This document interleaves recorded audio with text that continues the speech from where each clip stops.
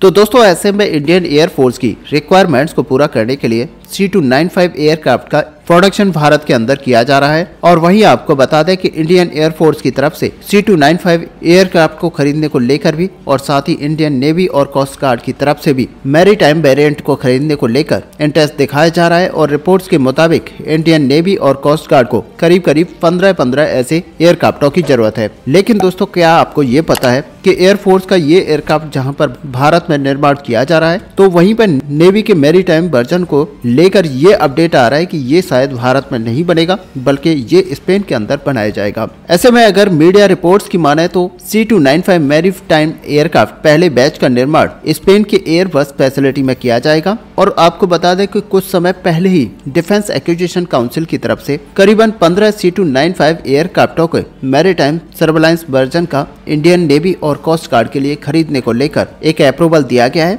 जिससे कि बड़ा मूव यहाँ पर देखा जा रहा है। और ऐसे में दोस्तों आप समझ सकते हैं कि इतने बड़े मूव को यहाँ पर इंडियन नेवी और कोस्ट गार्ड के लिए काफी महत्वपूर्ण बताया जा रहा है। जहाँ पर इनकी कैपेबिलिटी में वृद्धि होगी तो इससे इंडियन ओशियन को और भी ज्यादा सिक्योर रख पाएगा। ऐसे में रिपोर्ट्स के अंदर ये दावा किया जा रहा है कि ये जो डील है इसका लागत लगभग 29,000 करोड़ का होने वाला है, जो कि इंडिया के सर्वेलेंस रिकॉग्निशन और ऑपरेशंस को यहाँ पर इंडियन एंटी सबमरीन ऑपरेशंस की कैपेबिलिटीज को बढ़ाएगा। और जिन 15 C295 एयरक्राफ्टों को डिफेंस एक्विजिशन काउंसिल की तरफ से यहाँ पर अप्रूवल दिया गया है वो असल में दो अलग अलग कैटेगरीज के अंदर होगा, जहाँ पर एक टाइप के एयरक्राफ्टों को पेट्रोलिंग एयरक्राफ्ट बोला जाएगा, जबकि वहीं दूसरे टाइप के जो एयरक्राफ्ट होंगे वो मैरीटाइम सर्वेलांस के रूप में काम किए जाएंगे। ऐसे में यहाँ दोनों के अंदर थोड़ा बहुत डिफरेंस तो दिखाई देगा, लेकिन दोनों ही इंडियन आर्म फोर्सेस की स्ट्रेंथ को बढ़ाएंगे। ऐसे में जो मैरीटाइम सर्वेलांस एयरक्राफ्ट है वो यहाँ पर इंडियन नेवी की मैरीटाइम सर्वेलांस को बढ़ाएगा।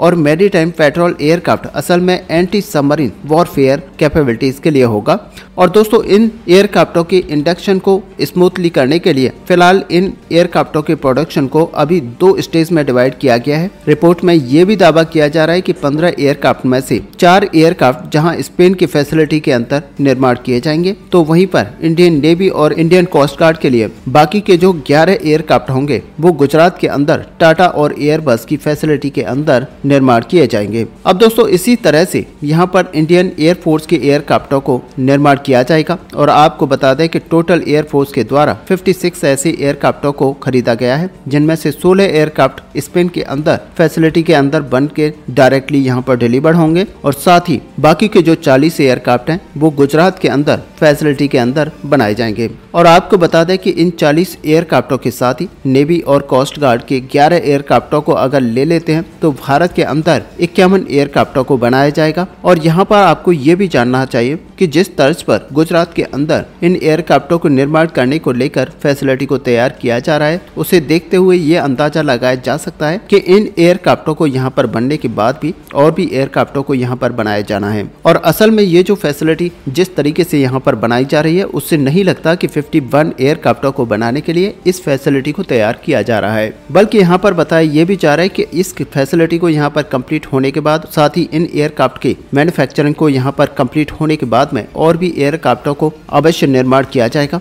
जबकि दूसरी तरफ आपको ये भी जानना चाहिए कि फिलहाल नेवी और कोस्ट गार्ड की तरफ से 15 एयरक्राफ्टों को खरीदा जा रहा है और आने वाले समय में नेवी और कोस्ट गार्ड की तरफ से अतिरिक्त एयरक्राफ्टों को खरीदा जा सकता है। ऐसे में नेवी कोस्ट गार्ड के ये मैरीटाइम पेट्रोलिंग और मैरीटाइम सबमरीन एयरक्राफ्टों को दरअसल DRDO के सेंटर फॉर एयरक्राफ्ट DRDO के अंदर रिसर्च के तहत खरीदा जाएगा और इसके अंदर इक्विपमेंट जो इस्तेमाल किए जाएंगे उनको भी DRDO की तरफ से बनाया जाएगा। ऐसे में दोस्तों आपको जानकारी के लिए बता दें कि C295 जो मैरीटाइम एयरक्राफ्ट है इससे भारत को काफी स्ट्रेंथ मिलेगी, जिनमें सबसे पहला जो स्ट्रेंथ है वो मैरीटाइम सर्वेलेंस को यहाँ पर इनहेंस करना है। और इस तरीके के एयरक्राफ्टों को मीडियम मैरीटाइम एयरक्राफ्टों के रूप में देखा जाता है। और ऐसे में दोस्तों यहाँ पर भारत के जो बेहतरीन कोस्टल लाइन है और भारत की जो इकोनॉमिक जरूरतें हैं उनको यहाँ इस एयरक्राफ्ट जरिए पूरा किया जाएगा। और ऐसे में रियल टाइम में जो डाटा होता है उसको कलेक्ट करने के काम में ये आएगा, जिससे कि सर्वेलांस बहुत ही प्रॉपरली चल पाएगा। और यहाँ पर इंडियन ओशियन को कंट्रोल करने के लिए ये बहुत जरूरी भी था। जबकि दोस्तों इसके अलावा इससे एंटी सबमरीन वॉरफेयर कैपेबिलिटीज को भी यहाँ पर बढ़ाया जाएगा।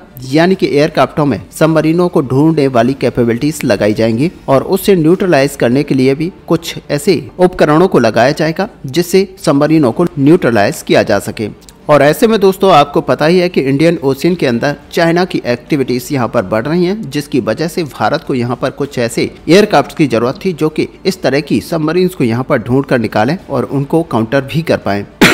और दोस्तों शायद इसी वजह से यहाँ पर C295 प्लेटफॉर्म के ऊपर इस तरह के एयरक्राफ्टों को खरीदने को लेकर इरादा बनाया गया। हालांकि इसके अलावा सर्च एंड रेस्क्यू ऑपरेशंस को अंजाम देने के लिए इस फाइटर जेट को लेने का विचार बनाया गया है और इस फाइटर जेट को यहाँ पर सर्च एंड रेस्क्यू ऑपरेशंस में भी इस्तेमाल किया जाएगा। जबकि दोस्तों यहाँ पर लड़ाई के दौरान अगर कोई फाइटर जेट समुद्र के अंदर क्षतिग्रस्त होता है या फिर डूब जाता है तो उस जहाज के क्रू मेंबर्स को सर्च करने के लिए इस तरह के एयरक्राफ्ट का इस्तेमाल किया जा सकेगा। हालांकि दोस्तों आपको बता दें कि ये जो एयरक्राफ्ट है वो पानी में नहीं उतर सकता, लेकिन लंबी दूरी से ये सर्वेलांस करते हुए जहां लोकेट करने में ये काफी ज्यादा अधिक मदद कर सकता है। और सबसे अच्छा बेनिफिट यह है कि इन एयरक्राफ्टों के भारत में मैन्युफैक्चर करने की वजह से जो भारत के इंडिजिनस डिफेंस मैन्युफैक्चरर्स हैं और इक्विपमेंट जो कि भारत के अंदर ही बनाए जाते हैं उसमें यहाँ पर ग्रोथ आएगा और ऐसे में हमारी जो लोकल कंपनियां इन सारे कंपोनेंट्स को बनाती हैं उनको काम मिलेगा और इससे हमारे देश के अंदर रोजगार बढ़ेगा। और असल में दोस्तों यहाँ पर देखा जाए